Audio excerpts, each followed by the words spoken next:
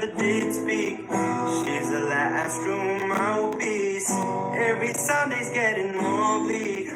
Fresh poison each week. People born sick, you heard him say it. My dirt off is no absolute. She tells me worship in the bedroom. Only heaven I'll be sent to is when I'm alone with you. We were born sick, but I love it. Command me to be well. Yeah. Amen. Amen. Amen.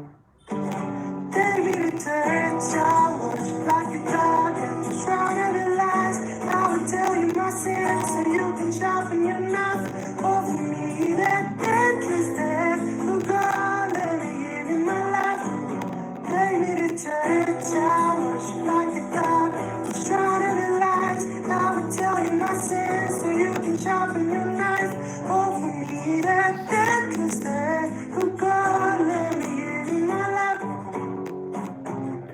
If I'm begging of a good time, my love is the sunlight. Keep the goddess on my side.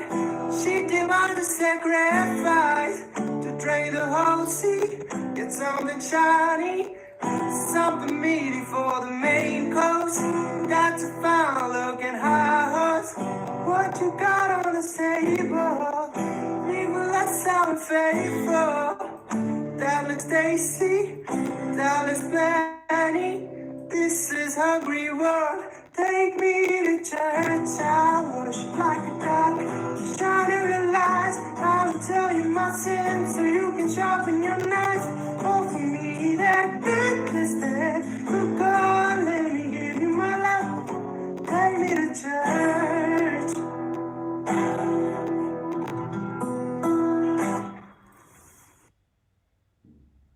That was a really wonderful performance, and I hope you got immersed into the moment completely. Moving ahead, I would like to introduce you all to Bricolage, the literary society of the Department of English, Shaheed Bhagat Singh College. In keeping with the etymology of its name, Bricolage has been working with the values of diversity, heterogeneity, and creativity in organizing various events over the years. Bricolage also organizes a lecture series for students and faculty every week, wherein specialized scholars from multitudinous fields are invited as speakers who lead the audience to explore literature, critical thought, and creativity outside the classroom. College campus itself is a part of the learning course in a student's life. It enriches students with once in a lifetime opportunity to live through the experiences that otherwise aren't very hard. I would like to take you on a short virtual tour of a college to give you a glimpse of what Shaheed Bhagat Singh College actually looks like. So, moving ahead, yeah.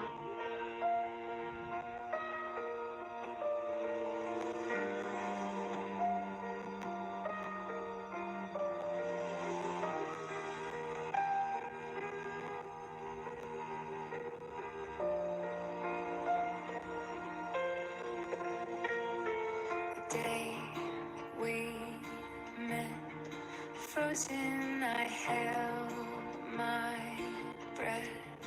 Right from the start, I knew that I found a home for my heart. Beats fast, colors and promises. How to be brave? How can I love when I'm afraid to fall? But watching you stand alone, all of my doubt suddenly goes away somehow. One step.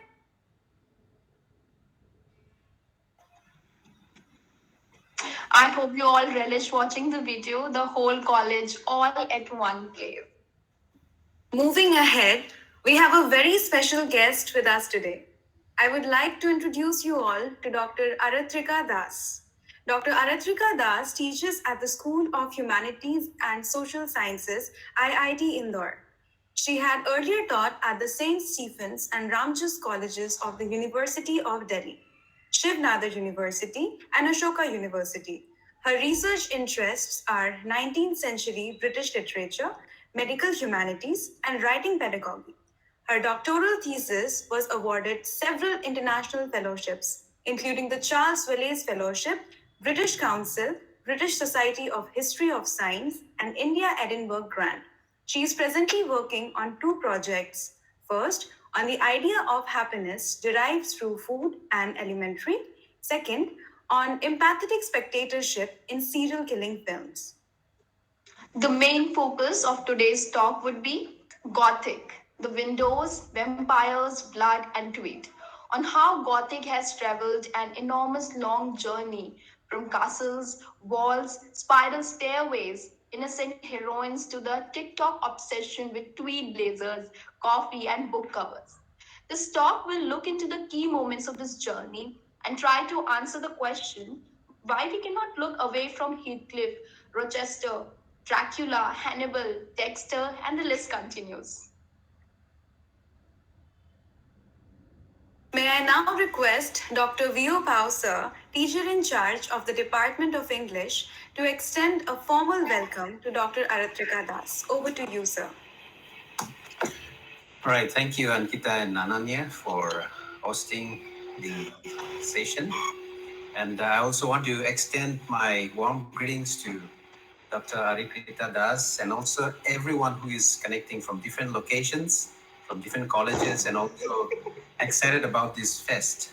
I want to warmly welcome you on behalf of the department to our annual literary fest, Epiphanei, on the theme Dark Academia this year. This is our first online fest. In fact, we've been having physical fest all those years. Now, I guess things have changed and we are now into online mode. But nevertheless, I'm sure we'll be able to have equal fun and being able to experience a different kind of learning through this online mode. On behalf of the department, once again, I welcome Dr. Aritrika for coming in to give a talk, which is very exciting as I look at the topic. And we look forward to hearing from you. Thanks also to the entire team of the department led by Dr. Varadaraj and a dynamic team of young colleagues and students excited about this program. I hope you all will have a lovely time for the next 2 days with so many exciting events lined up. And I understand that, we have a good number of registration from different colleges and different universities. So once again, thank you and have a lovely day ahead.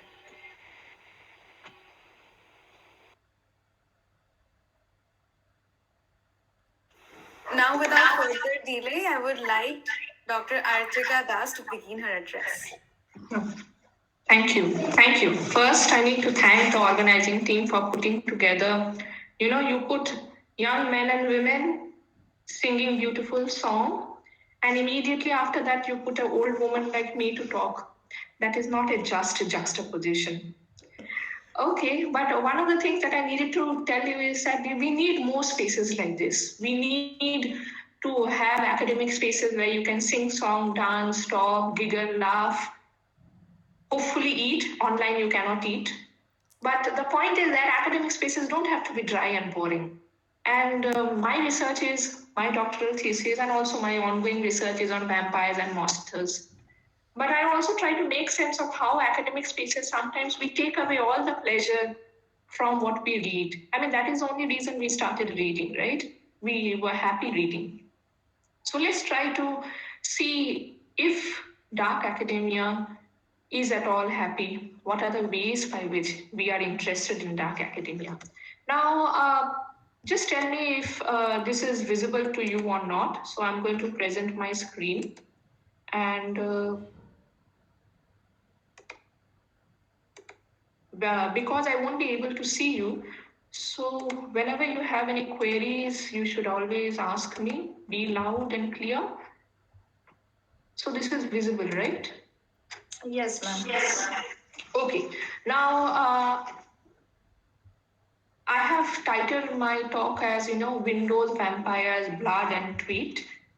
Not to sound fancy, but because I want to understand what is Gothic. What exactly is Gothic when we say, we are having today a literary fest on dark academia. So what is Gothic? So on one hand, Gothic will include, this painting that is by Fra Angelico in 1492. This is visible in, if you want to see it, it is visible in Uffizi Gallery in Florence. This is a painting that is that replaces the frescoes that were earlier very popular. By the time you're in the 1400s, you see this multicolored stained glass windows in churches and cathedrals. The most famous Gothic paintings are actually those that are part of architectural spaces.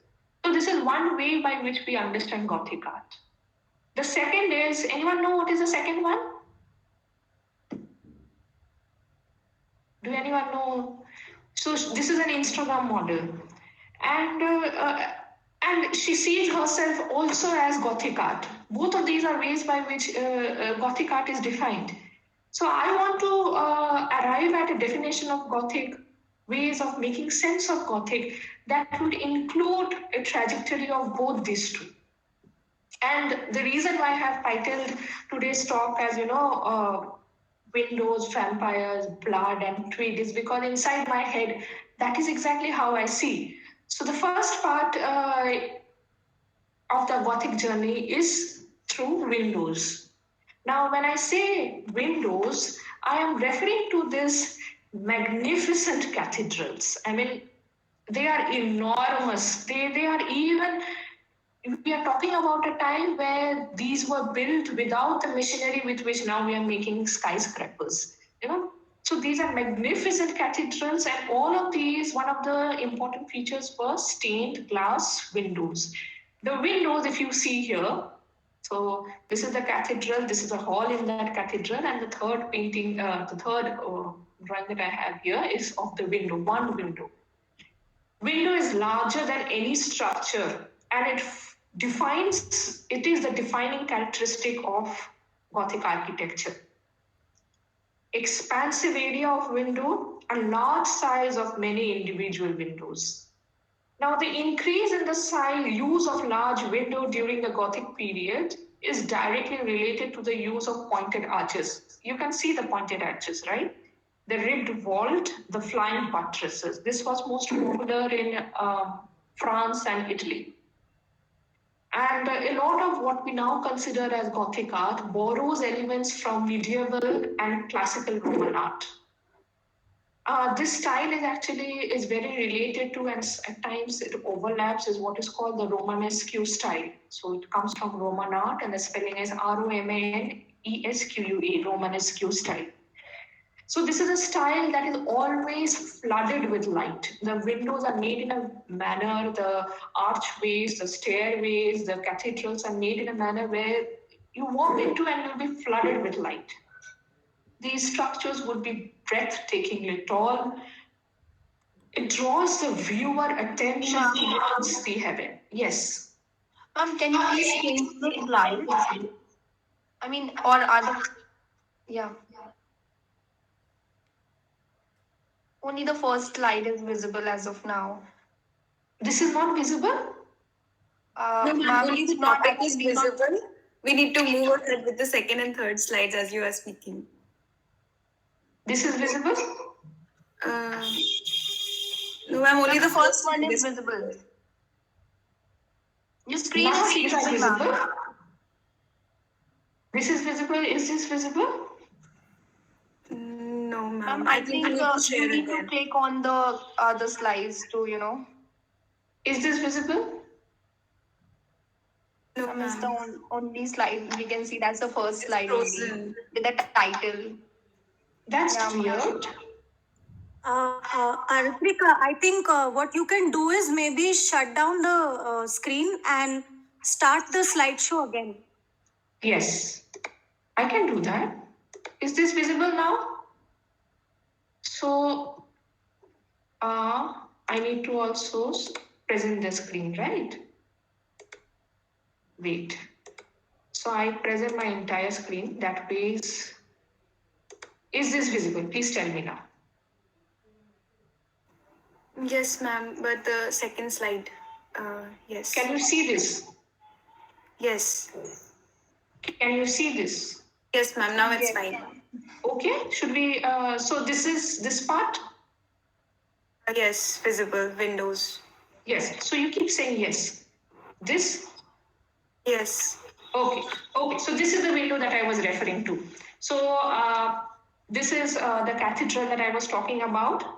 This is the windows that are larger than any structure you can see. And this is the archways and the pointed arch, the ribbed vault, and the flying buttress that I was referring to. This is visible, right? Yes, ma'am. Okay. So instead of writing messages, you'll have to speak because I can't see the message, Okay. Now these are structures that will always be larger than any imagination possible. And one of the reasons was that the idea was to draw the viewer's attention up to the heaven. So you see this and your attention would go upwards, towards the heaven.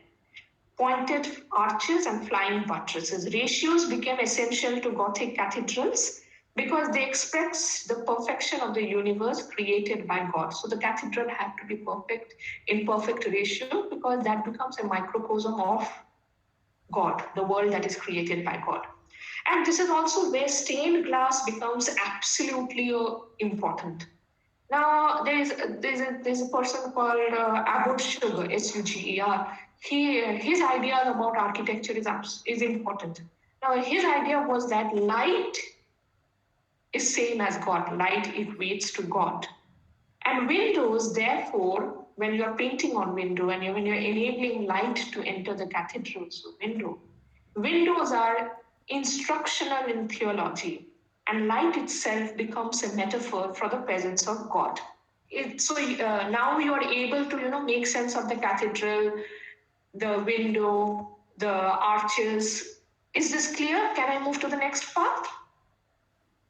Yes, ma'am. Okay. So this is a typical cathedral, a huge cathedral that was popular. So cathedral also becomes not just religious center, but also part of local economics. Local economics because pilgrims would travel all over from Europe to see the relic, and cathedral therefore becomes a space for earning money and also influx of travelers. Now, the Gothic cathedral represented the universe in microcosm.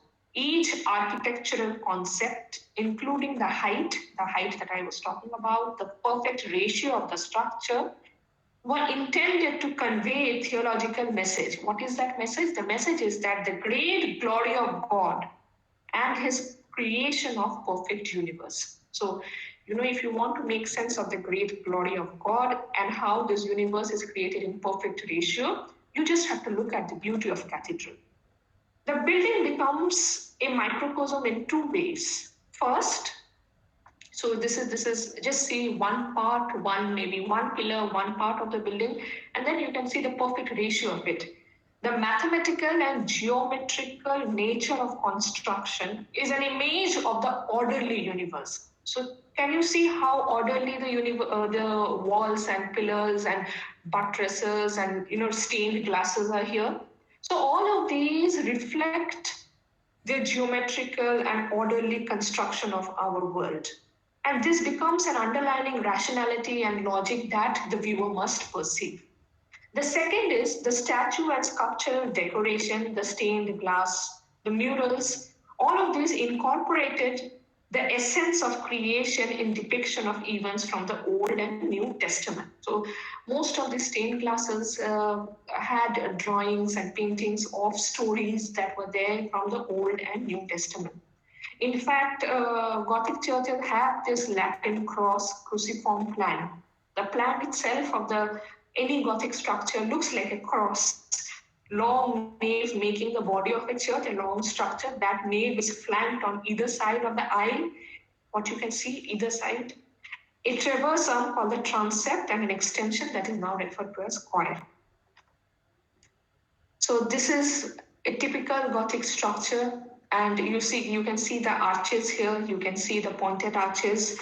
So what you also have, the pointed arches, is the term is called ogival, O-G-I-V-A, ogival arch. Arches of this type were used very commonly also in the Islamic architecture, and thereafter becomes almost is employed in every architecture that you see in Gothic.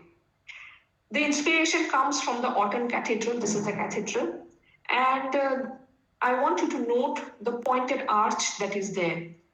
The lancet arch, the equilateral arch, the flamboyant arch, the depressed arch, all different kinds of arches. If you notice in the photo that I'm showing you, you can see all different kinds of arches in one single structure. Now, the other defining characteristics is this verticality, the height. Now, this is important, and if you just see one glimpse, if you see here, the first thing that you will see is the height. You and I would be, insignificantly small in front of a cathedral like this, a space like this. It will be absolute and in proportion to its width. The verticality would suggest an aspiration to heaven.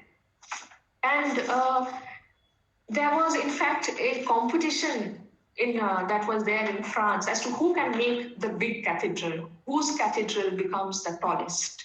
And therefore, architects would closely guard their ratios and their architectural plan. Now, you might feel, why am I boring you with all these details of architecture? Now, one of the reason why I'm boring you with all these details of architecture, verticality, height, expansive spaces, is because the first Gothic book that we have, the entire genesis of Gothic literature scene, comes from the architectural spaces. It is actually architecture that is the details of architecture that are when transposed into the literary spaces that initiates what we now call as Gothic. And this is something that is important, and you need to, sometimes we tend to forget that how literature is deeply indebted to other sciences.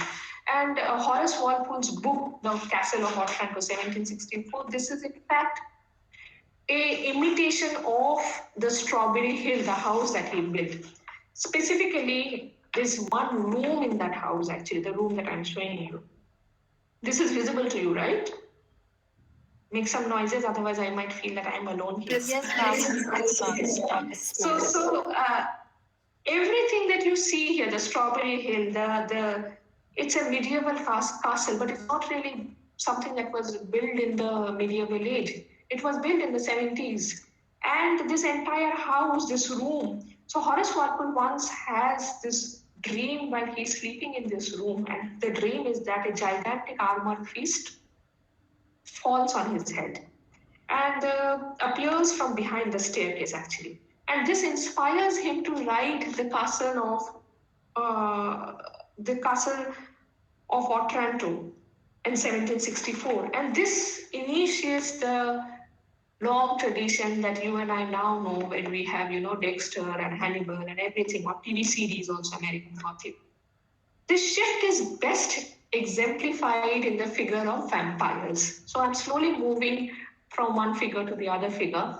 And before I talk anymore, I want you to tell me, see this is a small clip, and you must tell me what are the key features that you are seeing here. This is one of the early adaptations of Dracula, 1922, all records by the order of court of Stoker's estate. All records of this were completely burned.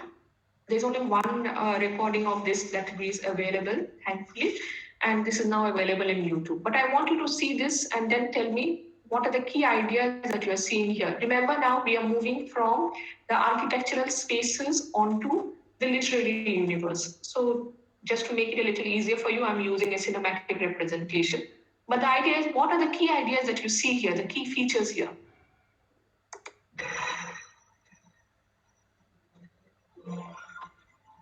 And you can see him, right? Here and see him. Yes, ma'am. Okay.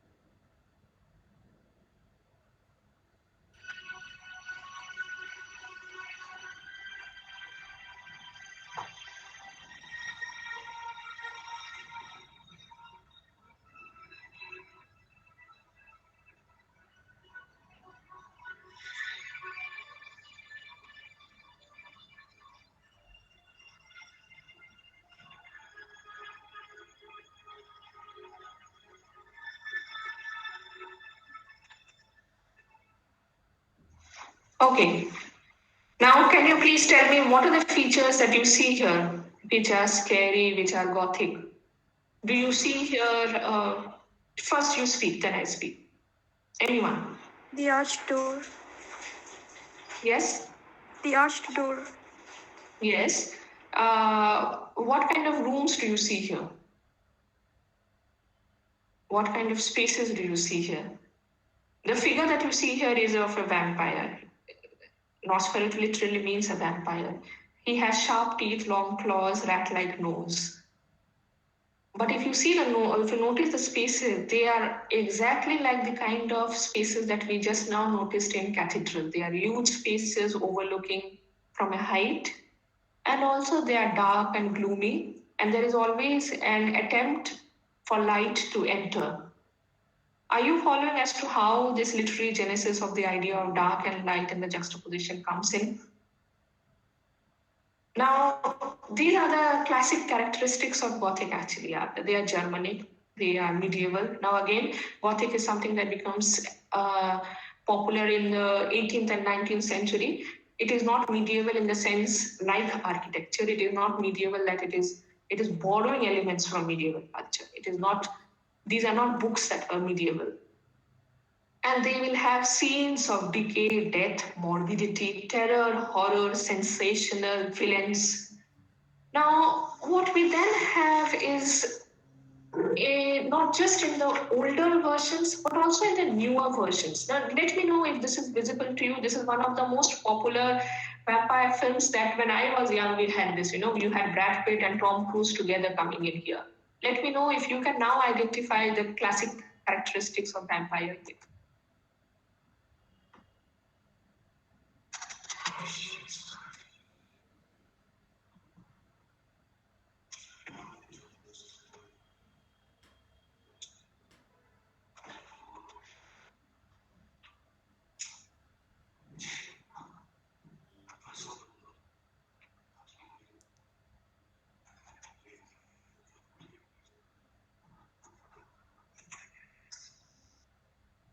Ma'am? Yes? Ma'am, we can't Yes. able to hear anything. Okay, can you see this? Yes, ma'am. Ma'am, can you mute your mic so that we can hear? How do I do that when my present entire screen is there? It's an option over there. You can mute your mic and then we can hear it.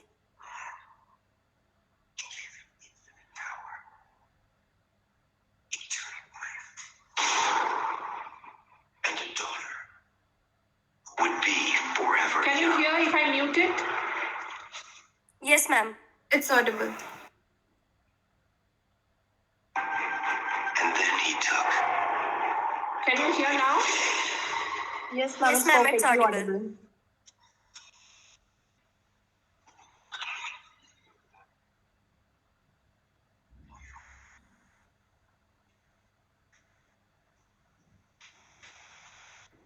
Sound is no more, ma'am.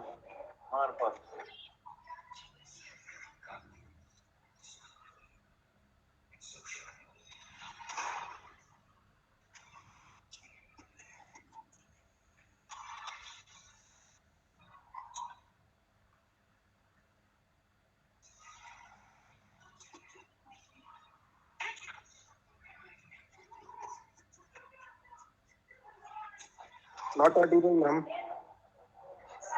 Okay. Please unmute the desktop. Okay. Okay. How many of you have known that Brad Pitt and Tom Cruise also appear as vampires? Did all of you have seen this film? Any one of you have seen this film? No. No? Then this is a homework. You must see it. It's a beautiful film where you have beautiful vampires. The women are not important here actually. It's the men who are absolutely beautiful. Now, if you notice, did you notice the difference between Nosferatu and say this Tom Cruise and Brad Pitt's film? Any difference between the two?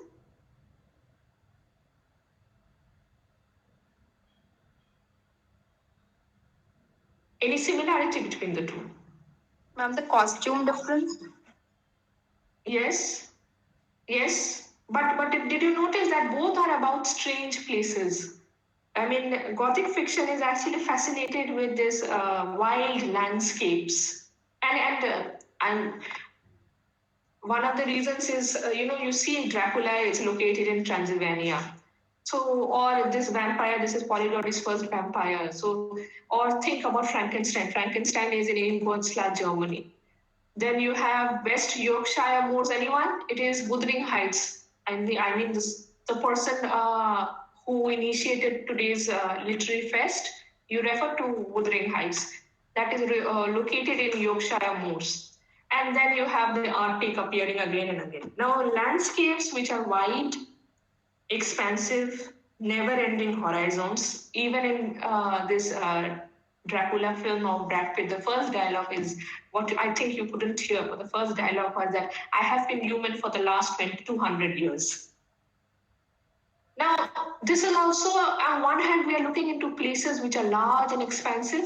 On the other hand, these are also spaces that are imprisoning. These are figures who feel imprisoned by the spaces and the times that they are. Think about Frankenstein. I'm referring to Frankenstein because I believe all of you have read it or are reading it, no?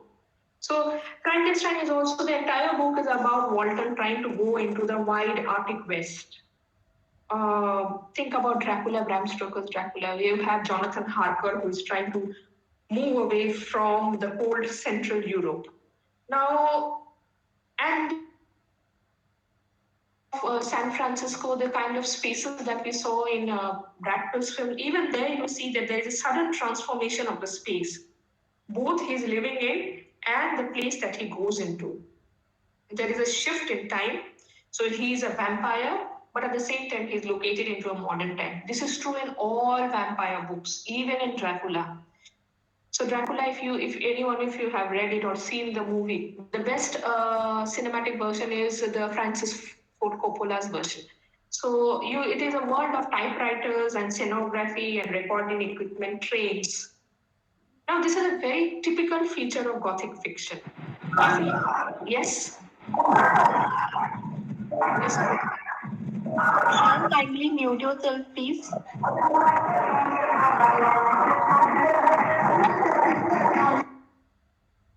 Yes, you wanted to ask me?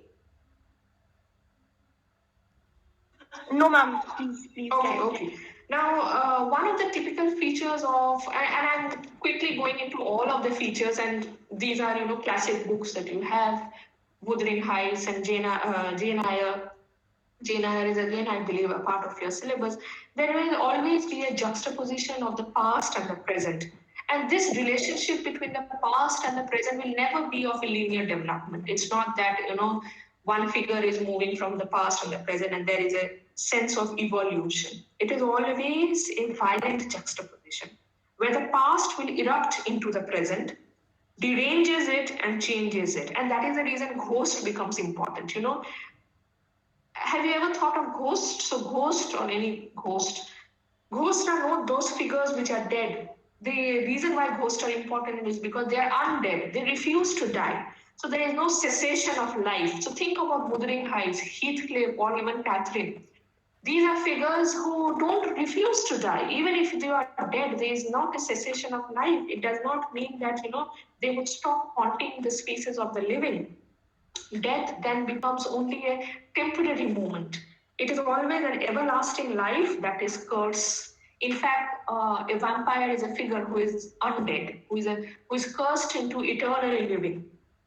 Now, another characteristics feature is this idea of forbidden knowledge. So, forbidden knowledge meaning that you are doing Frankenstein in part of your syllabus, is that it's almost like a Promethean figure. Figures who are like the Greek figure Promethean, who steals fire from God, biblical figure Satan. So, only what is interesting is this new kind of knowledge of science and not necromancy that becomes the subject of study. So, it is science that becomes forbidden knowledge. Are you understanding this juxtaposition of the modern and the past? So, it is not the past that is, a space of occult. It is the present, the scientific temperament, the industrial revolution that is the seat of occult. Now, this idea of, moving from what you know to what you don't know properly is what is called uncanny. It's a Freudian idea, something that is new but takes us back to something else, either in our own psychological past or in the space that is archaic. Gothic fiction is predicated on these blurring of boundaries, these uncanny moments when the reader suddenly recognizes what seems familiar to be unfamiliar and strange, and there is in fact a sense of identification that is close to us. Figures that are quite human, but not quite human.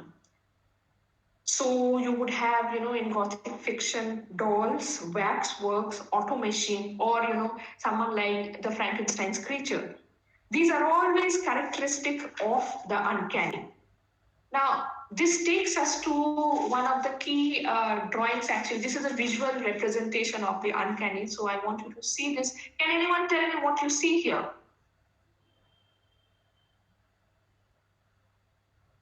This is a painting by Fuseli, 1781. Can you please tell me what do you see here? A vampire sitting in a mortal one. Yes. So there's a woman here. I am assuming that you and I don't sleep like this. This is an absolutely uncomfortable position to sleep. Ma'am, she's fainted. Yes. So she must be fainted here.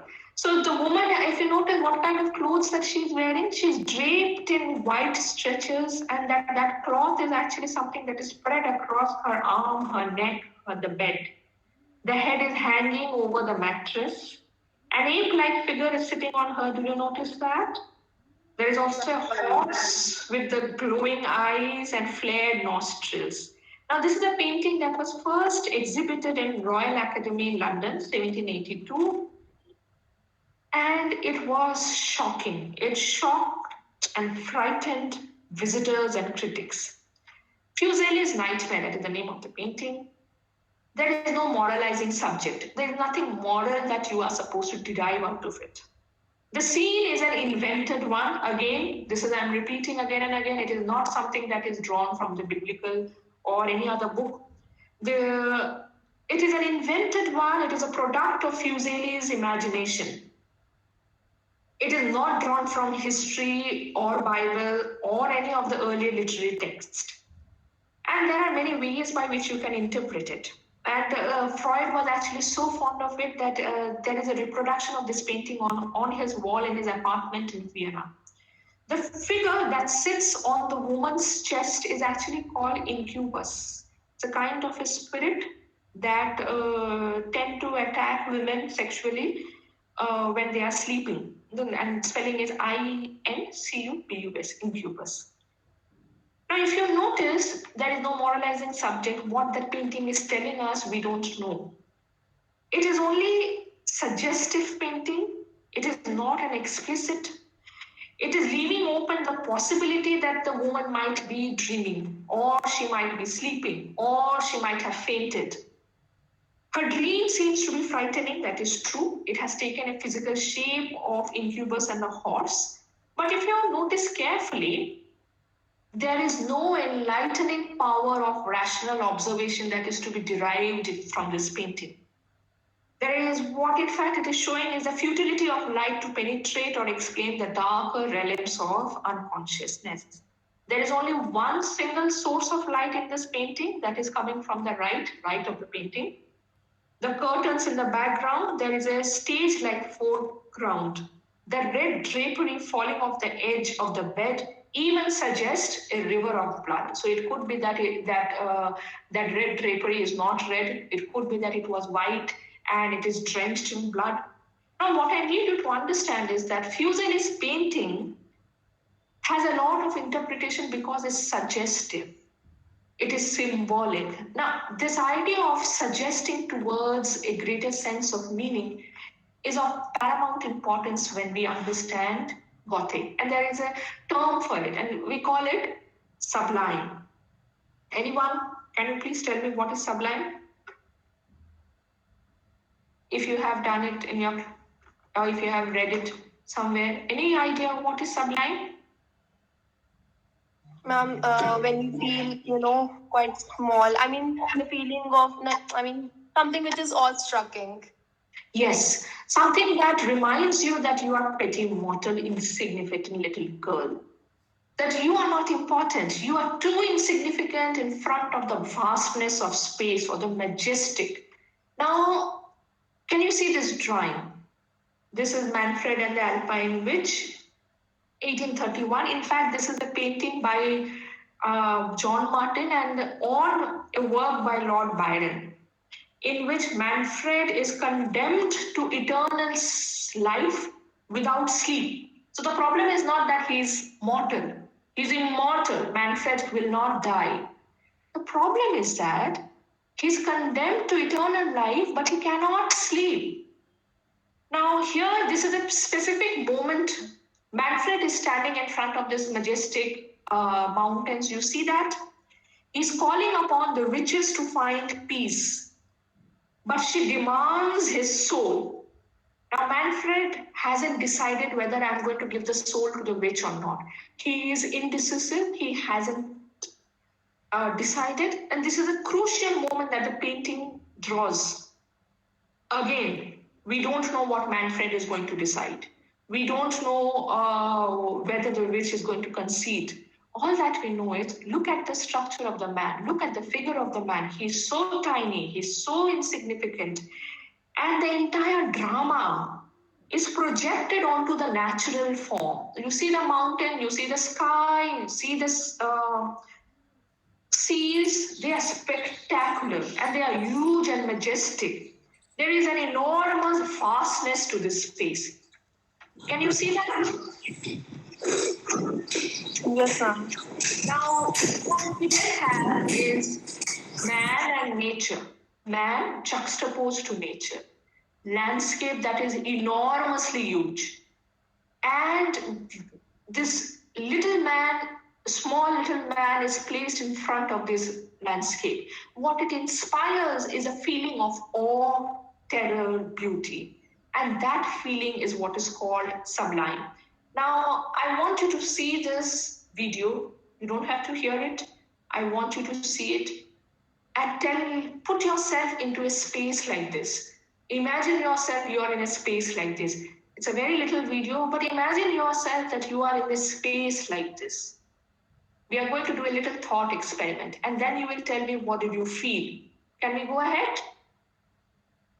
Yes, ma'am.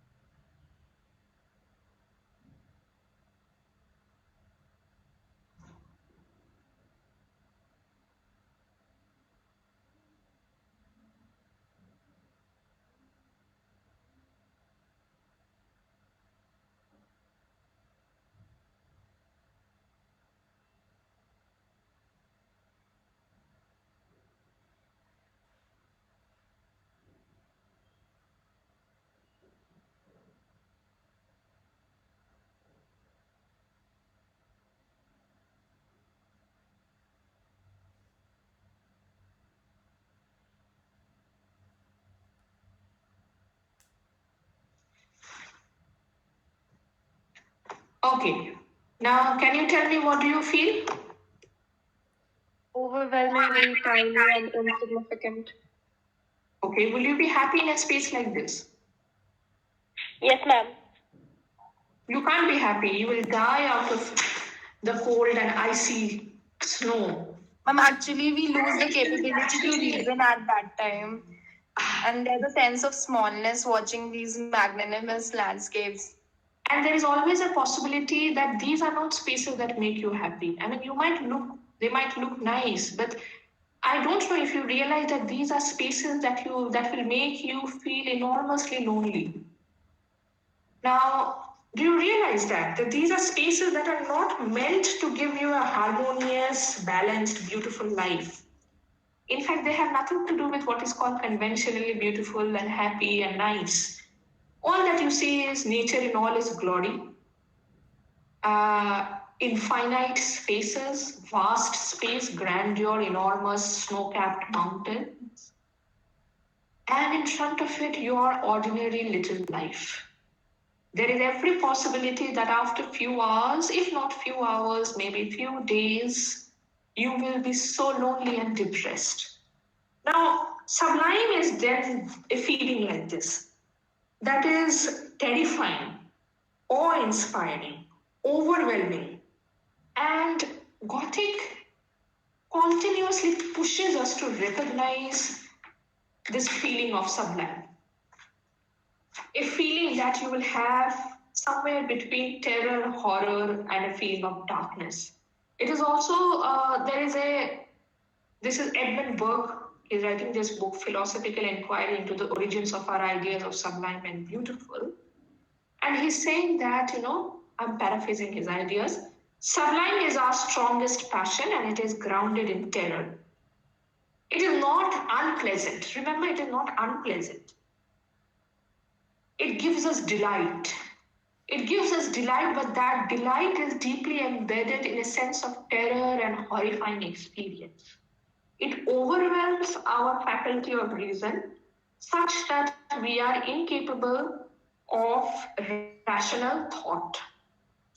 In fact, I'm quoting, the passion caused by the great and sublime in nature, when those causes operate most powerfully, as is astonishment, you will be filled with a sense of wonder. And that astonishment is the state of the soul in which all its motions are suspended with some degree of horror. Now, this is important that you will be having a sense of wonder, but that sense of wonder, astonishment, would be where reason is driven out with an irresistible force. Your mind is completely filled with its object. So you imagine yourself in the locale where I had just now shown you on the video. Your mind will be completely filled up with this space of ice-capped mountains or deserted forest. You cannot have any other thought. It will make you, it will give you a sense of terrible, which is accompanied with a sense of an unknown. Obscurity, actually. Burke uses this term obscurity, is a sense of clarity where there is a sense of darkness, but at the same time, there's a sense of dread. And this is a powerful emotion. Now, keep this idea of sublime nature, insignificance of man, and now look into this painting and tell me what do you see here? This is a very famous painting of Caspar David Friedrich, Wanderer Above the Sea of Fog, 1818. It is supposed to be one of the most important paintings. In fact, a lot of Norton edition of Frankenstein have this as a cover illustration. Can anyone please tell me what do you see? Is the man looking at you?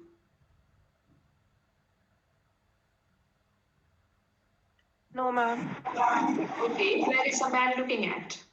He's facing towards the sea, the fog, maybe. Okay, so as a viewer, what do you see then? Maybe a lonely The man past reflecting upon his life. Yes. As a viewer, then, you are overlooking the man. This man, He's wearing a dark green overcoat. I don't think that greenish color is much visible here. And boots, and is looking into a cloudy landscape. He's holding on cane because this is at a cliff. There is always a possibility that he might fall. Dark, craggy mountain. The figure is at a distance. And if you notice, can you notice if I move this? So all the lines here of the mountains, they are converging onto the center of the man. So man here is at the center here. He is at the heart of the universe. In fact, this image is so popular, it is almost like a cultural icon. If you have heard Terry Eagleton has this important book, Ideology of an Aesthetic, and this painting is again on the cover picture of it. Now, what we have is here man gazing at a vast space, unknowable territory. And this man is at the center of the canvas. Between the viewer and this fog, you see a figure, but that figure is turned backwards to you. You see only the behind of this figure. And this is the paradox of the modern subject, the subject that now serves as a surrogate figure for the viewer. We are looking into this human presence as a means of determining the scale of the scene. Imagine the scale of the scene. That's an enormously huge, vast scene. Your physical body, in terms of spatial parameter of this painted world, is only a very, very tiny, insignificant, and you are again reminded of the smallness of your world. What we then have is repeatedly in visual culture, painting, drawings, literary spaces. Gothic as a literary style reminds us of human mortality, human morality, and we have a religion, religious figures. Passion here is played out in the dungeons and castle, and the philosophical ideas that we draw from here are never far away. Something changes, however, and this is the part where I want to now go to. This is the part that in my head I divide and I call it as blood. Now I want you to see this. Now we have understood the ideas of the architectural spaces, the grandeur of spaces, the verticality, all those ideas, philosophical ideas, conceptual frameworks, when they are transposed from architecture into the literary space, there is a grandeur and vastness, there is sublime. All those ideas of Gothic is here. Suddenly, by the time we are now moving in the 90s, we have this. You see this and you tell me. So if I mute myself, are you able to hear? Yes, ma'am. Are you able to hear the video if I mute myself? Yes, ma'am. Yes, ma'am, we do. Okay. So I put this. I put this on and I mute myself. Just tell me. The question is, you will tell me what do you see.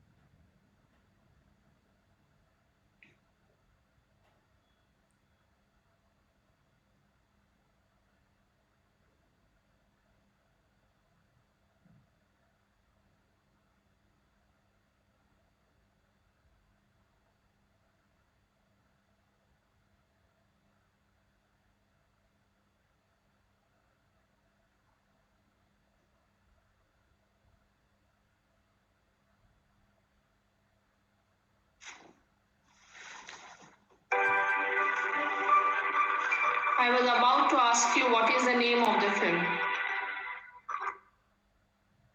How many of you have seen the film?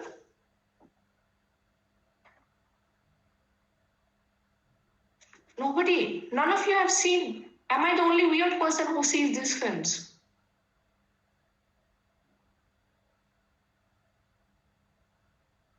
Ma'am will definitely watch it now. Oh dear. All of you are boring. Okay. The name of the film is Hilsa Vibes, and there are 3 parts to it. The first 2 parts are absolutely wonderful. There is more blood than what the blood is in your body. Now, keep in your head the ideas that we discussed. Have any one of you seen these films, Child's Play and its many parts, Scream and Texas Chainsaw Massacre? Please tell me you have seen this. Yes, ma'am. Or maybe you're lying. Now, okay. Now, did you the kind of films that we saw, Nosferatu or the Brad Pitt one, Interview with a Vampire, and the kind of film that we just now saw, Hills Have Eyes, are they same? No, this one includes a lot of bloodshed, and that one did not. What does blood do to our conceptual understanding of these films? It shows us that this thing carries terror. Okay. Now, there's in fact a beautiful description by the director itself of Scream, and he's saying that, these films, there is a umbrella term of it. It's called slasher movies. Some stupid killer stalking some big-breasted girl who can't act, who is always running up the stairs when she should be running out the front door. And this is also one of the subgenres of horror, the slasher films. The slasher, in fact, is what becomes even more popular than the horror genre of Gothic. And Scream is one of the most important figures. There is a lot of films in that Scream initiates. There are this a lot of comedy mock movies of it also. Now, with slashers, what you have is a high body count, a lot of dead bodies in the movie. Every scene you will have one dead body. And the dead bodies are not aesthetically beautiful like the Fuseli's painting that we saw. You saw that white-dressed girl lying on the bed, and you saw the bodies here. These are bodies that will be cut up, blood would be oozing out. You can see the tendril, the muscle, the tissues. You would have faces being taken off. The slasher movie becomes popular in 1960s, and eventually in 1970s you have one of the most important films, what is called the Halloween. Maybe note down these names and see them. 1788 to 84, you have a lot of copycat movies coming up. So you have one Scream movie, and then you have one Texas Chainsaw Massacre film, and then you have another 10 movies called Chainsaw Massacre. Child's Play itself has many. Child's Play 1, 2, 3, 4, I don't know how many. Any one of you have seen Child's Play? Please tell me you have. This is always played on HBO. So Child's Play, please tell me you have. None of you have seen Child's Play? Yes, ma'am. I've seen it for long now. What kind of a killer do we have in a Child's Play?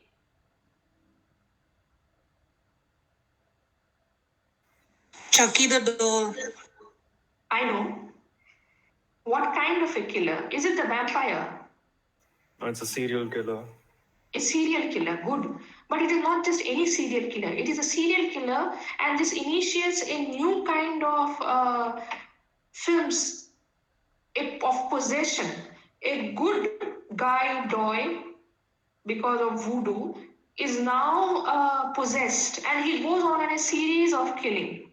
This doll ends up in the hand of a 6-year-old, and Chucky's murder spree is again motivated to find a way to enter into the body of this 6-year-old. This antagonist now then is completely changing the ways by which you understand the rural, urban, and all that we had discussed so far about. gothic. Think about Scream. Scream, in fact, has a meta awareness and it completely. Have you seen Scream? If you haven't, you need to see. Now, Scream, in fact, subverts all audience expectation. I'll give you a spoiler. On the very first scene, the most popular actor in this entire cast is Drew Barrymore. And the very first scene is her body being viscerally cut up. So not only is the story giving the characters a full understanding of horror film and trope, but it is also working with audience expectations of what now a horror film and a slasher movie will do. What I'm trying to explain to you is slowly, by the time we are moving in the 90s, we now have what the teen horror, Final Destination, please tell me you have seen. So you have what is called the teen horror. You will have different kinds of horror films now. My favorite is this. You will tell me what do you see here now. I'll mute myself and this is my absolute favorite. So I will also see while you see.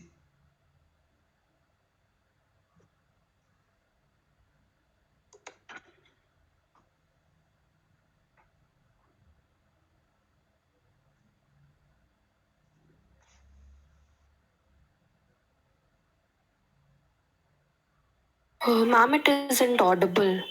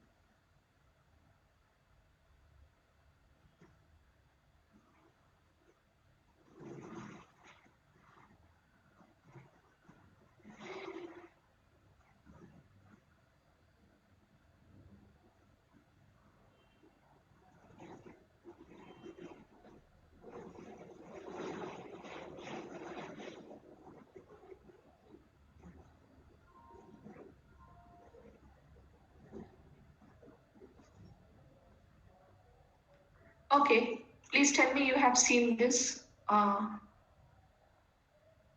Who was he?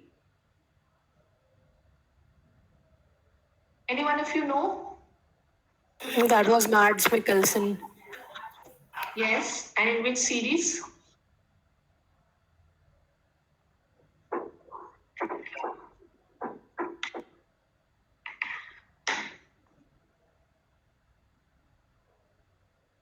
Am I the only one who spends hours and hours on Amazon Prime?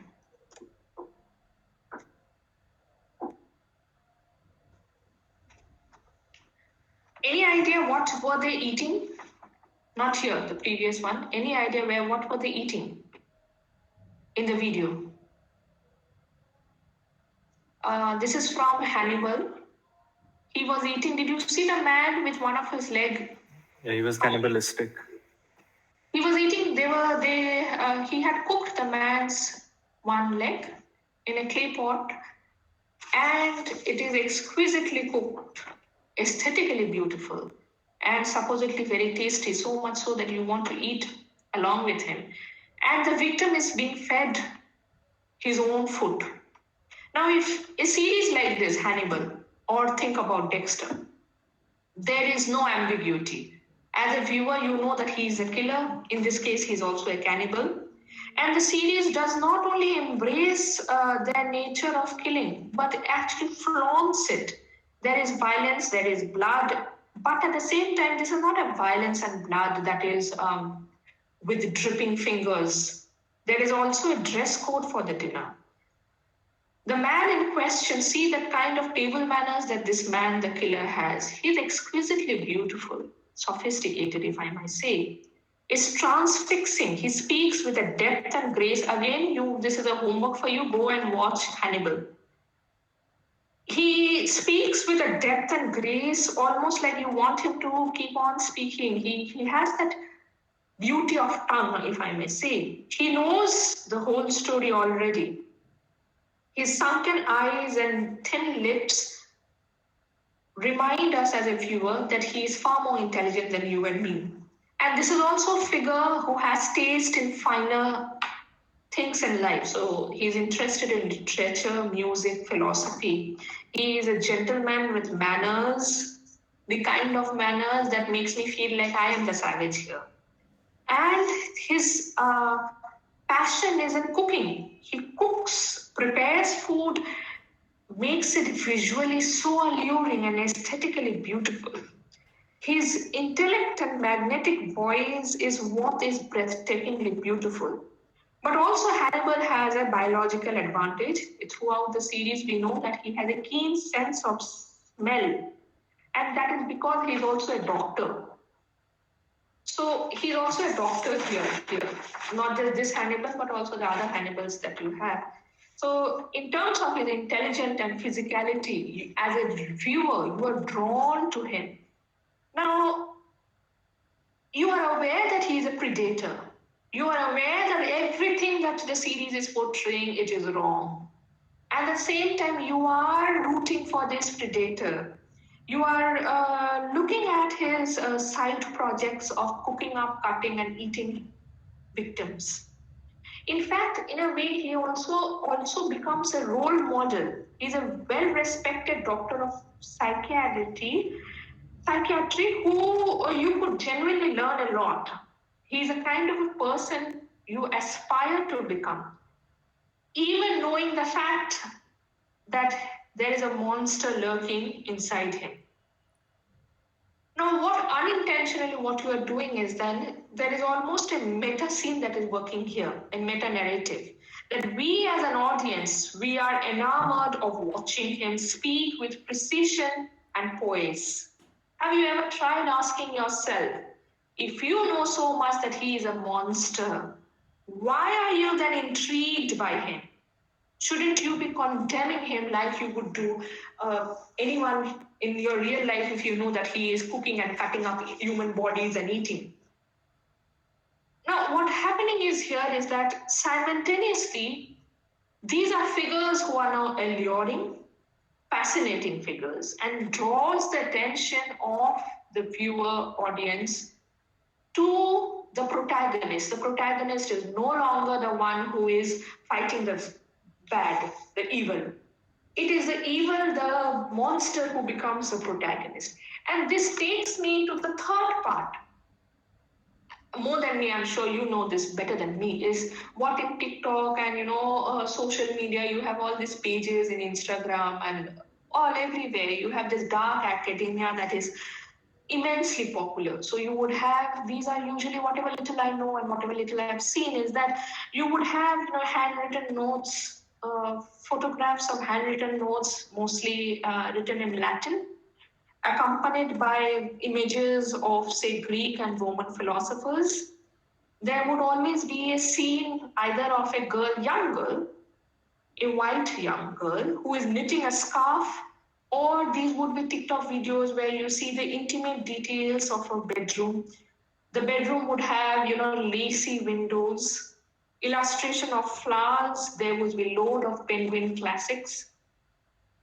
Sometimes these are also TikTok videos of, where the protagonist is making coffee, again a dark coffee, writing in cursive writing and writing parchment paper. And there are extensive guides on how you should dress up, make up, cup of tea. Usually these would be accompanied by European art, and you are supposed to immerse yourself into a world that looks like Jane Austen's world or, say, Tolstoy's world. Instead of YouTube video, these figures like this would be listening to vinyl records or curled up comfortably with a blanket with a book. Book would be, at least the title of the book would be somewhere by, say, Tolstoy, Jane Austen, or Baudelaire. The scene would always have a dim candlelight while sipping a cup of tea, or it might be a sketchbook to a museum, musing over ancient statues. The focus of the camera would be on the thin, soft lips or necks, wearing turtlenecks, overpriced jackets, trousers, shiny Oxford shoes, or the material very commonly worn by dark academia figures is also what is called tweed. It gives the impression of a scholar who is deep into work, brooding scholar, if I may say. But at the same time, it is also a phenomenon where you see mostly the first world, if I may say, the white figures, whites. Now, this is the last actually. What we then need to understand is, what is Gothic now? Gothic now is the everyday. Think about Dexter, think about Hannibal, think about, or say, TikTok, ways in which you are emulating.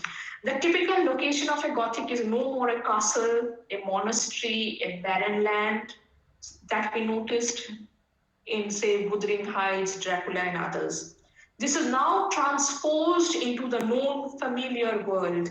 The idea of a labyrinth still now exists, darkness, threat of falling through the trapdoor.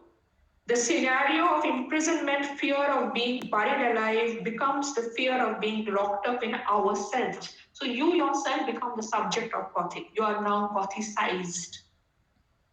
Our bodies, our lives are now the inner recesses that has to be dug up. In fact, Gothic, the enormous afterlife of Gothic is the ubiquity and obviousness of cruelty. So cruel spaces are so obvious that it is you yourself who are now a Gothicized subject. And this is where I want to pause, and maybe if you have any queries, then you can ask me your queries. Anything that you want me to elaborate on, questions, comments?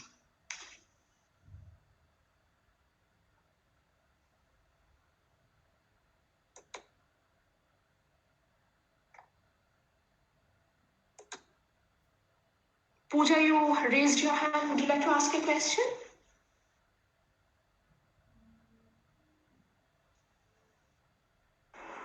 Ma'am, the video was not audible for the last video that you showed us. So I had this question. Yes, please go ahead. I had this question that, does the man knew that he was eating his own leg? Yes. Does that man knew that he was eating his own leg, ma'am? The man who was eating his own leg, that is in Hannibal. Does he knew that? He does not know it. He does not know it. None of his victims know that they are eating their own pieces of flesh. Thank you, ma'am. Okay. Any other questions?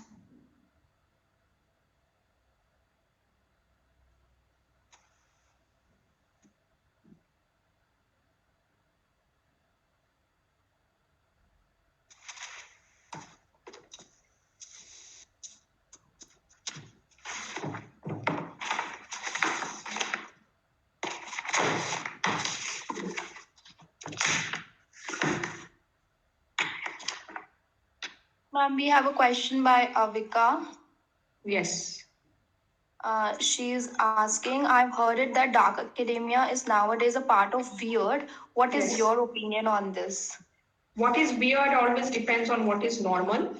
As a Gothic, now Gothic as a genre, and you and I as enthusiasts of obsessed with Gothic, Gothic always pushes and blurs the boundary between what is normal and what is considered as acceptable and what is not considered as acceptable. Weird therefore falls into the category where you would call something weird because you are recognizing the fact that it is not acceptable.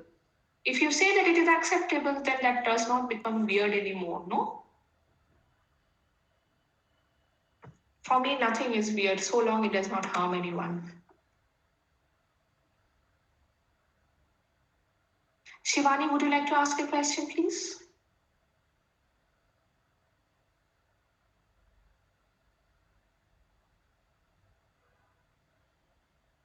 Yes, so there are quite a few people who have raised their hands. You need to start asking questions. Hello, ma'am. Am I audible? Yes. Ma'am, I have this doubt that is monster and culture both are interlinked or not? That is when we watch a movie. Dracula's arise nowadays is different from those one we see back in 1970s or in Yes. 1700s. So, do you think that monsters are developed according to the culture of what we Yes. see nowadays? Yes, monsters' ideas of monstrosity, what is considered fearful, shifts depending on the kind of context that we are. So, for example, think about the classic American Psycho. There's this American film called Psycho. Or think about Exorcist. Exorcist and Psycho, when they were released, used to be considered to be so fearful that you had competitions as to if you can watch it alone, then you might win a lottery ticket. On the other hand, now at present, it is very unlikely that you might be fearful or scared out of your wits after watching Exorcist or say Psycho. The same way how in the 1960s, if we say, the slasher movies becomes enormously popular. Now, the kind of response might not be the same as what was popular then of, say, Scream. On the other hand, now a lot of psychological drama is popular. So what you consider as fearful is not someone who is located outside the house. It might be someone who is located inside your own house. And that becomes a source of trauma, cruelty, a lot of abuse, in fact, happens inside our own homes. And that becomes a subject of contemporary Gothic. So, what is considered to be fearful, monstrous, definition of monstrosity, they tend to shift as and how we move along with time. Is this any idea helpful to you? Yes, ma'am. It was indeed very helpful. Thank you, ma'am. Okay. Now I have another question. Dark academia romanticizes mental illness. Now, it does not romanticize. It does not. But there is a sense, at least what I feel, is also the way in which remember that social media is not true always. So when an Instagram or say someone who is making a TikTok video is projecting that I am sitting alone and reading a book, it might be that there are 10 friends who are sitting in that same room. You can have a cameraman and a person who is holding the lights and doing that video. So don't believe that the person who is enacting it is always an enactment. And that is where the recognition that it is a virtual reality is extremely important.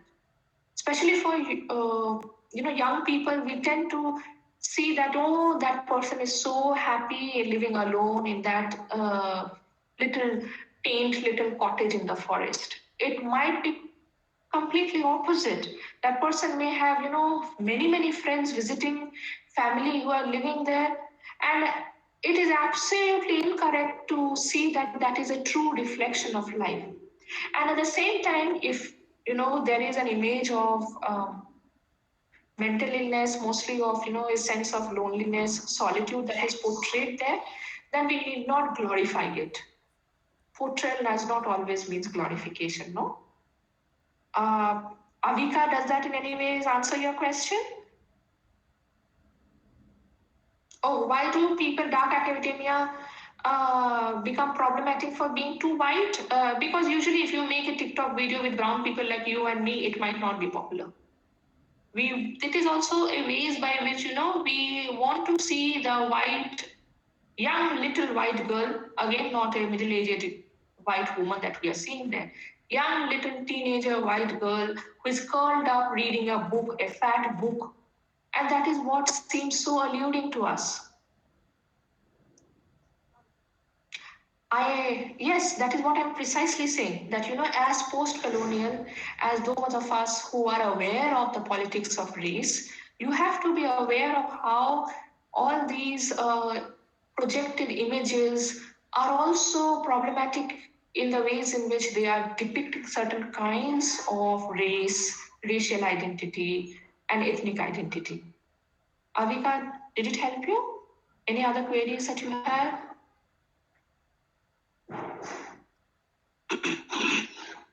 Okay, Shivani. Okay, yes. Okay, can I come in for a minute, please? I would like to probably add to the discussion. Yes, please. Please join. Yeah. Thank you so much. It's a very illustrative and good presentation, and I'm sure all of us are intrigued. This is not a question as a colleague. This is Neeta Singh from Bhagat Singh College. While I applaud you for your insights, but I would like to ask, where would you place the use of erotica in the work that you are doing, which is obviously based on the entire genealogy of events leading to Gothic images, symbols, and the dark interior? I'm very, very curious to know that. So could you please elaborate on that? Erotica as in the sexuality and the transgressive sexuality that is often projected in Gothic films, Gothic writing? Yes. Yes, so this is something that we discussed while we were talking about Wuthering Heights, Dracula also. That Gothic gives us the space that is not available to us when we are talking about domestic space, Victorian novels, say Jane Austen. Jane Austen book is talking about marriage, but not of sexuality. Gothic, on the other hand, glorifies that sexuality. It gives a space. So you have this beautiful book by La Fanu Carmilla. It's about two women. It's on the two women having a vampiric relationship, but it is also read in term and interpreted as one of the first literary representation of a lesbian relationship. Okay. Even Dracula. So, you have this Dracula's relationship to Jonathan Harker, or Hannibal also for that matter. Hannibal and his relationship to the police officer Will Graham. All of these are ways by which implicitly and sometimes explicitly, but mostly implicitly, this gives space to talk about every form of transgression that we are otherwise not able to speak about. Yes. Okay. I just mentioned it because I thought that transgressions of conduct, it depends to what extent our minds can, accept it. And it all, you have, the kind of examples you have given are very apt. But I think this will lead us to perhaps look at the dark interior in multiple ways, right? Yes. So thank you. Thank you for your elaboration. Yeah. Yes. Okay, so we have a few questions. Please go ahead and ask. Hi, Aratrika, may I? Yes, please. Lovely talk. Thoroughly enjoyed it. And so I wanted to ask you if in your work, if you've also explored Indian Gothic, like say things like Tumbad or things like Kathanodi, etc., because they have a very unique regional flavor to this whole Western idea of Gothic. Yes, in fact, that is where post PhD, that is what my work is on. The ways in which our Indian Gothic is very different, but at the same time deeply influenced by Western ideas of what is fearful and monstrous. For example, one of the best is example. If you are aware of Satyajit Ray and others, Tagore, and we have an overwhelming presence of ghost stories, especially in the late 19th and early 20th century Bengali literature, Indian literature. I am comfortable only in Bengali literature. So ghosts are fearful, yes, but not devastatingly evil like the ones we have in the Western, say, British literature. So in a way, it is indebted to, but also a lot of Indian literature comes from the ideas because bhoot, pret, these are ideas that when it comes to our conceptual understanding of ghostly figures, we draw it through the ideas of our ancestral. We draw it through our ideas of what are the ways by which traditions tend to remain in terms of relics. Not so much as something that is monstrous and fearful and that has to be expunged from our spaces. But are you getting the sense? This is the key difference in which, in a lot of Indian writing tend to understand ghost as something often embraced. Ghostly figures are embraced into the literary spaces and not in the ways by which we have the monstrous. And when it comes to even say Tumbad, the example, or Bulbul for that matter, they do not show ghosts or monsters as something that are away from the family. They are in fact part of the family. The entire cinematic representation, the entire film follows the structure of a family where the Tumbad, the grandmother, becomes a part of the ghost. You remember? The grandmother's body becomes viscerally part of the ghost. So it is also, that is the ways, I think the crucial ways by which, so much of conceptually in India, literally, we understand ghost as something that is, there's a sense of belonging to this idea of a home. Something that is not there, just not there in any of the Western, either in the Western philosophical tradition or in the Western, mostly British literature again, the literary spaces that I work on. Okay, does this clarify? Yes, thank you. Okay. Hello, ma'am. This is Vaishnavi. Yes. Though I haven't seen the Hannibal series, but I have watched like The Silence of the Lambs, and the Hannibal Lecter is portrayed as a doctor. Why do Yes. you think such a person, a cannibal, is being portrayed as such a learned person? Why do you think they portray him as a learned person, a doctor? The same way why Frankenstein is a doctor and a scientist and he becomes a creator of the monster. The juxtaposition of the modern and the past does not happen in the realm of the archaic. It happens in the realm of the scientific temperament. It happens in the realm where you least expect it to be, which is the modern world of science. Doctor becomes an epitome of that. And therefore, in most Gothic text, in fact, it is the doctors and the scientists, the same way how, Dr. Hyde and Jekyll you have. The doctors and the scientists and people who are experiment for the betterment of mankind becomes the creators of the worst kind of monsters, or themselves become the monsters.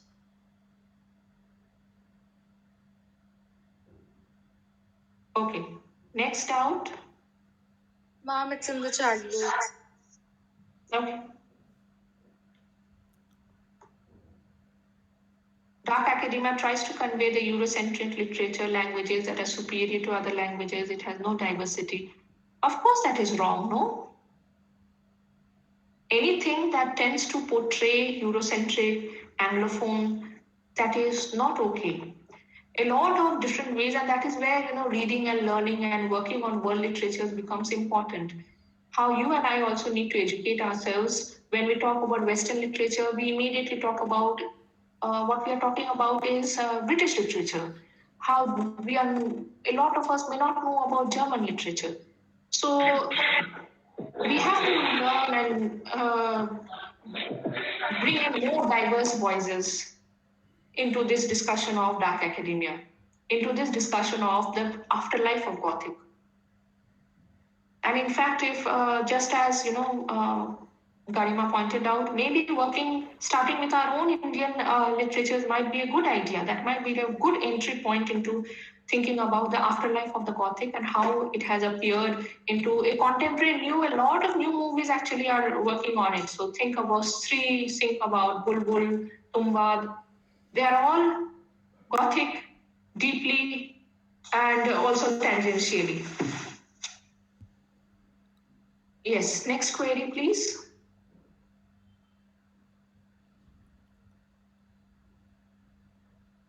I think Shivani and Pooja have raised their hands.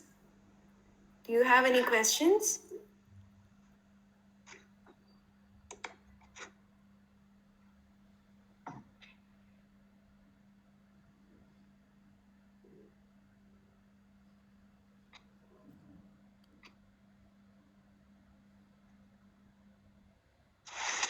I think no questions. Yes. Excuse me, sorry for the interruption. We'll try to wrap up with another 2-3 more questions because we need to go ahead with the events, so that will go a long way. So I just want the audience to wrap it up with 2 or 3 more questions so that we can finish it by 1 o'clock and we can commence with the events. Sorry for the interruption. Hi, Ankita, can I come in for a minute? Sure, sir. Okay. Dr. Das, thank you so much for the insightful and delightful talk. I had one quick question. Today, the theme of our fest is dark academia, and if dark academia is a nostalgic and romantic ethics and aesthetics that is obsessed with classics and poetry and the Gothic, we must also place that aesthetics against the context of every day as the Gothic that you talked about, and the university and the world itself as a place of darkness that sort of becomes sexy, right? Yes. Some of us are already acutely aware of the horrors of the pandemic and the academia that turned many of us to dark academia, right? The privatization of the university, the crisis of the humanities within a neoliberal university, and student deaths and anxieties of their own, right? So I would then like to hear your quick thoughts about the second part of this aesthetics and term, dark academia. The term academia, that is, and the darkness that turns it into an object of fascination and attraction for many of us. In a way similar to many monsters that seem attractive and desirable at the same time. So yeah. Okay, more or less you have answered your own question. So, academia, isn't it lonely? Academia, also we tend to glorify a sense of solitude. For example, think about the social media depiction of dark academia where people are reading books, but at the same time of our own understanding of how academia functions. We assume that if a work is done collaboratively, that must not have the same merit as a single author publication. Or if you are reading in a coffee shop, you must be a flamboyant. If you are reading at home, sleeplessly at night, when the world is sleeping and you are solitarily curled up in your bed and reading, you are hungry, your eyes are sunken, you have dark circles, you must be a fabulous scholar. So in a way, also these are little assumptions that academia unfortunately propagates, and unfortunately it is also toxic in its own way, no? You're understanding, Gaurav, what I'm saying. That academia, and that is also one of the ways, especially during the pandemic, why this idea of solitary reading becomes so alluring because you want to feel that I'm not the alone person who is reading like this. A lot of other people also are reading in the same way, and you want to watch that video. In fact, a new kind of phenomenon that has become absolutely popular these days in social media is reading along. So you have this 8 hours video of one person who is sitting and reading. Nothing, no voice, no nothing. They are all soundless ASMR videos. So you're supposed to read along with that person. Now, one way is which you are understanding company. The other side is also imagine how lonely you are. You don't have another human being to sit with you, and you're looking onto a screen seeking company. What you're doing is you're seeking company. You are seeking another person to read a book along with you. So all these are ages where you have reading groups or 5 people reading together. Suddenly is now transposed into this virtual reality where you want to read along. Just go to YouTube and see this new phenomenon that has come up where read along. You have 8 hours, 10 hours video of one person just doing nothing and reading, sitting in front of a book and reading. Now, I want to understand it as something that is immensely lonely experience. And as a person, you are seeking company. And it is absolutely painful if a young person has to seek that company out of a virtual reality and not through another human being. That shows how depressing we as a human race has become, and a society and a community of academics that we have become. Okay. Yeah. I am a little, I know you are very fond of virtual reality. So you and I may differ in this.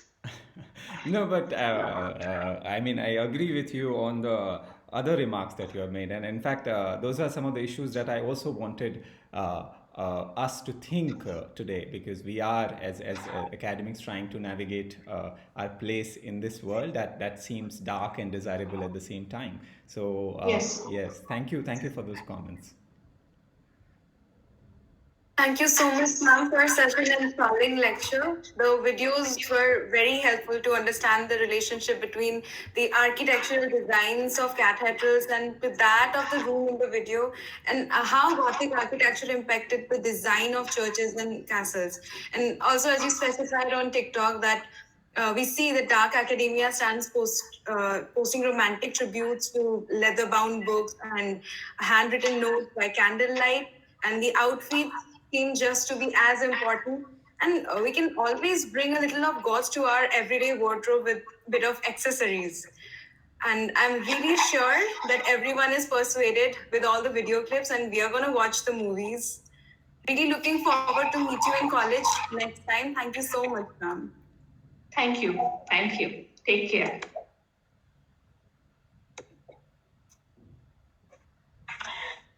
I still feel ghosts around me, the ghost of the 5 Delaware girls who defied the boxes and coffins the world tried to put them in. Menu. Sorry? Samir, I think, yeah, thank you. I still feel ghosts around me.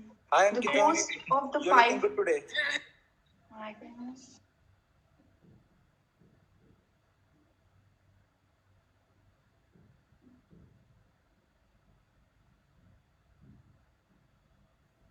Yes, Ananya, you can continue.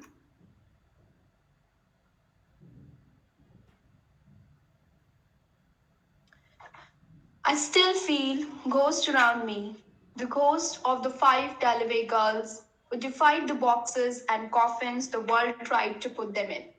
The ghost of other women who attended or worked at the school, but whose legacies were forgotten instead of dying.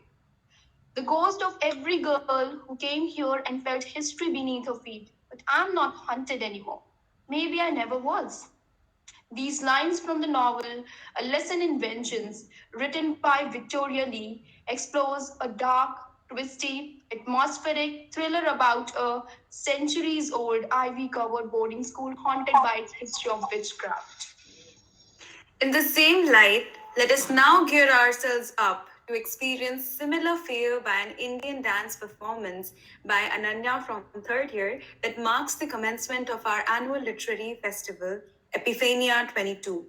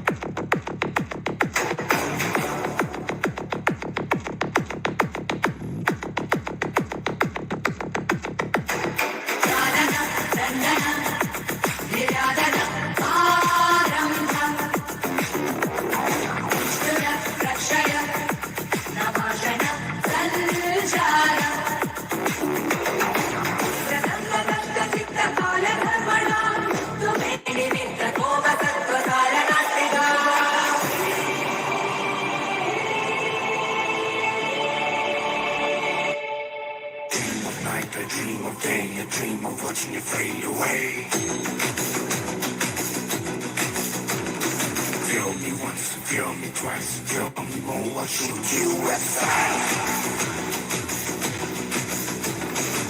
You gotta keep running if you want to survive. 'Cause every night I dream of watching you.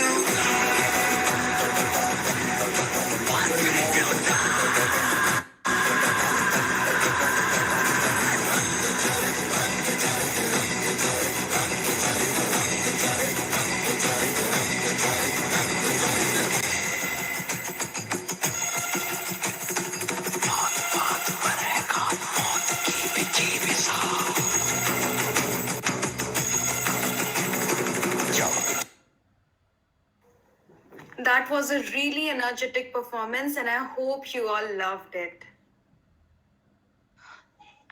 As we all know, many Pinterest boards on dark academia are full of images of old Gothic buildings and young students dressed up as middle-aged professors from elite institutions.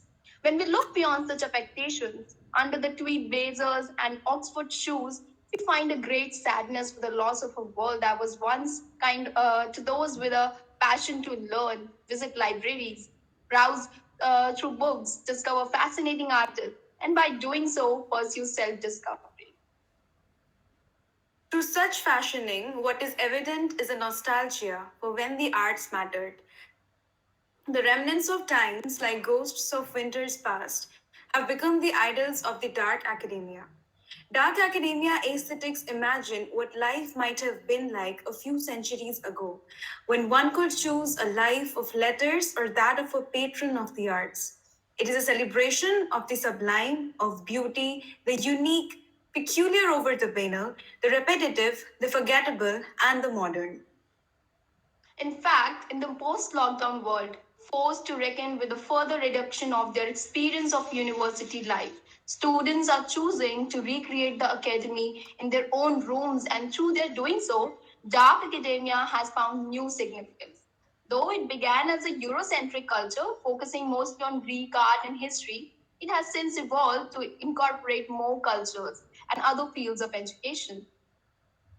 We invite you to join us as we explore this revival of the Gothic and the Neo Classical through various activities like letter writing, poetry readings, etc.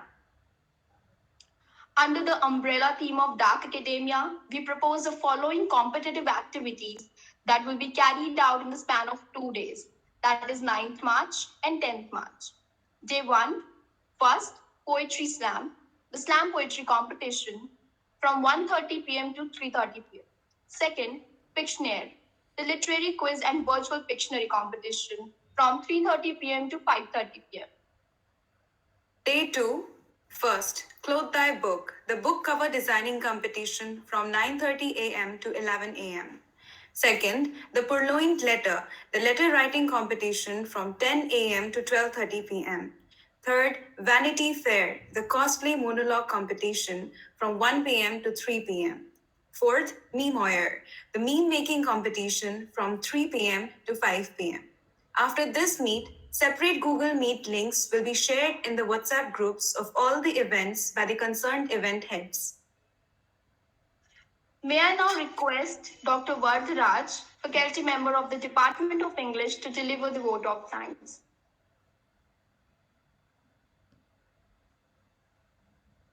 Yeah, at the outset, I'm really happy and jubilant by the wonderful lecture given by Dr. Aradhika Das to set the ball rolling with a proper creating conducive atmosphere for this the series of events or competitions which are going to take place.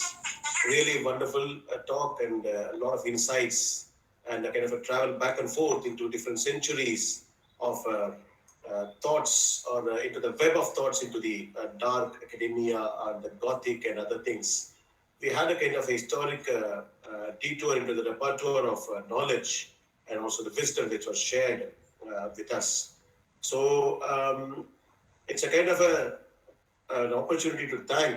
It's not a perfunctory Thanksgiving ceremony or just for a namesake or protocol.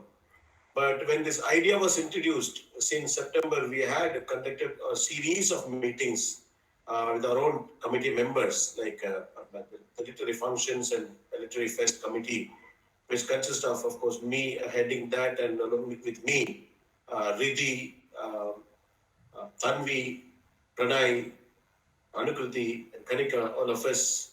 So we had series of more than 15, 20 meetings. You won't imagine, they won't believe it, but it took place, and we were willing to have it in which way it's going to be online the first time, as it is mentioned by our TIC.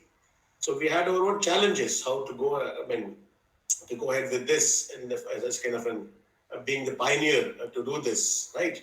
And then we decided we'll go online and we'll try to do it as much as possible, make it a successful one. When we're all set to go, then suddenly the things started developing. That suddenly university made this announcement to open the university for the offline classes. Yet another we had met with and motivating a bit in terms of our decision. But then we stood by our decision and we decided that we'll go online. And all the teams, the students, the event heads, and the volunteers that were working behind the screen, and also now we are there, really put their kind of a mighty brains into this, their own enthusiasm, the zeal and enthusiasm into it. And they made their own concoction of a kind of a beautiful posters and etc. And preparing these 2 days, especially to be a vibrant and a lively one, right? And all these efforts, of course, going to cost. Now the events are going to commence. So the enthusiasm and also the liveliness and also the active atmosphere is going to go ahead. And I thank all the student volunteers and the event heads and the teachers who guided them to shape the event properly. And also the department, the fraternity, teaching fraternity of my department. More than all, the wonderful speaker, Dr. Aratrika Das, immediately accepted an invitation by her own student Gaurav when he approached without any hesitation. She said, I'll be there to give a right beginning for this these 2 days fest. So thank you very much once again for Aratrika Das, and our own hosts, like students, have been there since the beginning of all the series of talks. Ananya and Ankita, tirelessly working towards shaping it, and the president of the Literary Fest, vice president and secretary, respectively, Akansha Dasi, Piyush, Narnoli, Sanjoli, and others. All of them, and I should not, if I start naming it, will be a long list. So I thank all of you who have been working, who are working, and who will be working for the coming 2 days to make this event a great success. At the end of it, I thank our principal for allowing us to have this event and make this a successful one. And above all, our TIC was a kind of a rendering his own support in all possible ways, extending his support, encouragement, and other wherever it is possible, whichever way it was possible, he was there with us. So thank you once again, and events will commence. So for all the viewers and all the listeners who have gathered from different universities and different colleges and institutions, thanks again for joining us, and thank you very much. Thank you, sir. And Dr. Das left the meeting because she had something urgent to attend to.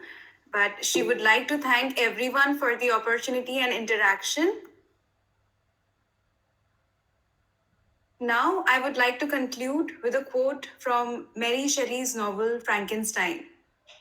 It is true, we shall be monsters, cut off from all the world.